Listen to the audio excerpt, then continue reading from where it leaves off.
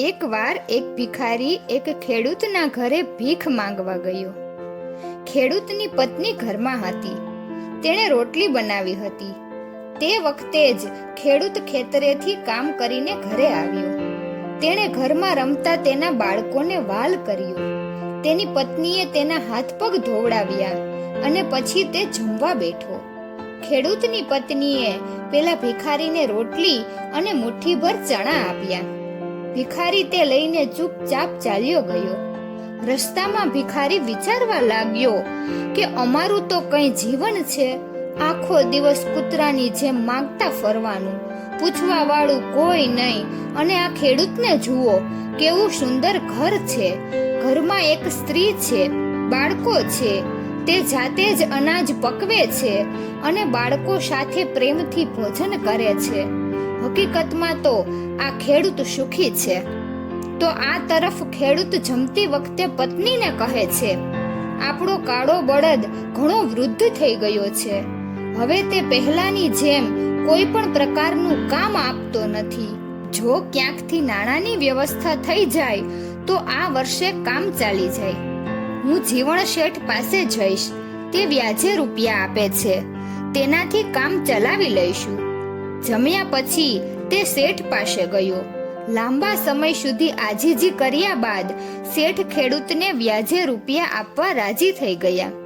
ત્યાર પછી લોખંડની તિજોરીમાંથી શેઠે એક થેલી કાઢી અને ગણતરી કરીને ખેડૂતને રૂપિયા આપ્યા. ખેડૂત રૂપિયા લઈને ઘરે જવા નીકળ્યો. તે રસ્તામાં વિચારવા લાગ્યો, અમે પણ કઈ માણસ છીએ, ઘરમાં 5 રૂપિયા પણ રોકડા નથી. આટલી વિનંતી કર્યા બાદ શેઠે મદદ કરી. તે કેટલો અમીર છે, તેની પાસે અઢળક રૂપિયા છે. જીવણ શેઠ કાપડની નાની દુકાન ચલાવતા હતા. તે મોટી દુકાનમાંથી કાપડ લાવીને વેચતા હતા.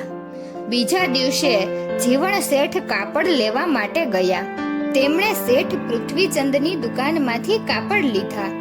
તે ત્યાં જ બેઠા હતા કે એટલા સમયમાં ઘણી ટપાલ આવી. કેટલીક બોમ્બેની હતી તો કેટલીક કલકત્તાની હતી. કેટલાકમાં 5 લાખ રૂપિયાનો નફો લખ્યો હતો તો કેટલાકમાં 2 લાખ રૂપિયાનો. જીવણ શેઠ આ બધું જોઈ રહ્યા હતા. પછી તે કાપડ લઈને ઘરે જવા નીકળ્યા. તે રસ્તામાં વિચારવા લાગ્યા કે અમે પણ કઈ માણસ છીએ. 1000-2000 કમાવવા લાગ્યા તો લોકો શેઠ કહેવા લાગ્યા. અને આ પૃથ્વીચંદ તો એક દિવસમાં લાખોનો નફો કરે છે. હકીકતમાં તો તેઓ સુખી છે. તો બીજી તરફ પૃથ્વીચંદ શેઠ બેઠા હતા ત્યારે એક અન્ય પત્ર આવ્યો, જેમાં લખ્યું હતું કે 5 લાખનું નુકસાન થયું છે. તે ખૂબ જ ચિંતિત થઈ ગયા. તેના નોકરે આવીને કહ્યું, આજે પટેલ સાહેબને ત્યાં જમણવાર છે, તમારે જવાનું છે. મોટર તૈયાર છે. પૃથ્વીચંદ શેઠ મોટરમાં બેસીને પટેલ સાહેબની હવેલીએ ગયા. ત્યાં વૈભવી જીવનના દ્રશ્યો હતા. કલેક્ટર, કમિશનર પટેલ સાહેબ સાથે હાથ મિલાવતા હતા. મોટા મોટા શેઠ પણ ત્યાં ઊભા હતા. એવામાં પૃથ્વીચંદ શેઠને કોણ પૂછે? તે ચૂપચાપ ખૂણામાં જઈને એક ખુરશી પર બેસી ગયા. બધાએ થોડી ઘણી વાતો કરી અને બધા જમીને પોતપોતાના ઘરે નીકળી ગયા. પૃથ્વીચંદ શેઠ પોતાની મોટરમાં પાછા ફરતા હતા ત્યારે રસ્તામાં વિચારવા લાગ્યા, અમે પણ કઈ શેઠ છીએ. 5 લાખના નુકસાનથી ડરી ગયા. અને આ પટેલ સાહેબનો કેવો ઠાઠ છે. મહેમાનોના ગયા પછી પટેલ સાહેબને માથાનો દુખાવો થયો. મોટા ડોક્ટરને બોલાવવામાં આવ્યા. પટેલ સાહેબને તાજેતરમાં જ ધંધામાં ખૂબ જ મોટું નુકસાન થયું હતું. થોડી વાર પહેલા જ ધંધાના નુકસાનની ઘણી બધી ટપાલો એક સાથે આવી ગઈ હતી. તે વાંચીને તેઓ ખૂબ જ ચિંતિત થઈ ગયા હતા. તેમણે બારીમાંથી ડોકિયું કર્યું અને નીચે જોયું તો એક ભિખારી તેના હાથમાં લાકડી લઈને મસ્તીથી ક્યાંક જઈ રહ્યો હતો. પટેલ સાહેબે તેને જોયો અને વિચાર્યું, હકીકતમાં તો આ ભિખારી સુખી છે. તેને ન તો ખોટની ચિંતા છે કે ન તો નફાની. તેણે કોઈને પાર્ટી આપવાની પણ જરૂર નથી. સુખી તો આ જ છે. આ કથા પરથી એ બોધ મળે છે કે સંતોષ એ સૌથી મોટું સુખ છે. કારણ કે જેમની પાસે જેટલું વધારે છે તેટલા તે વધુ પરેશાન છે.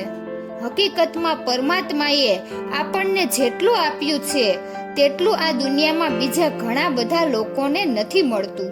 તો બીજાના સુખને જોઈને ક્યારેય પણ દુખી ન થવું જોઈએ અને આપણને ભગવાને જે કંઈ આપ્યું છે તેમાં સંતોષ માની હંમેશા ખુશ રહેવું જોઈએ. તો મિત્રો, આજની સ્ટોરી તમને કેવી લાગી તે જરૂરથી કમેન્ટ કરીને કહેજો અને જો સારી લાગી હોય તો વિડીયોને લાઈક અને શેર કરજો અને અમારી ચેનલને સબસ્ક્રાઇબ પણ જરૂરથી કરી દેજો. વિડીયો અંત સુધી જોવા બદલ ખૂબ ખૂબ આભાર. જય શ્રી કૃષ્ણ.